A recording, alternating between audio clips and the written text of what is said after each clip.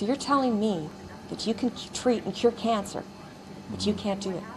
A thing for my daughter. Not a thing, but support the symptoms and watch her go downhill.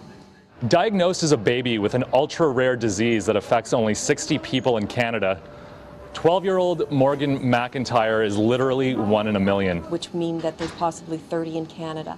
If you go to the UK, it's 0.4 per million. Diagnosed with atypical hemolytic uremic syndrome, Morgan made a return visit to CHEO on Wednesday, which she does every 2 weeks, to receive a life-saving treatment that was only recently approved by Health Canada. Morgan is one of the lucky AHUS patients that are receiving this new drug called, the trade name for it is Solaris. This is a huge game changer for this disease because now we have a way of treating the disease, stopping the disease in its tracks, shutting it down, and not letting it damage and form clots throughout her body. And that's what this disease does. It's an her immune system is over amplified, and it forms clots throughout her body. It starts in the kidney. Everybody's kidneys are affected. And from there, depending on the severity, it moves to the heart, it can move to the brain, it can move to your digestive system. It can move to your extremities, that you can form clots in your fingers and in your legs and maybe require amputation. This drug, it works. And the side effects on this drug are minimal. The bi-weekly treatments are a far cry from the more regular trips that Morgan and her family had to make to the hospital, and that suits the 12-year-old just fine. It's a lot better than what I used to do. What did you used to do?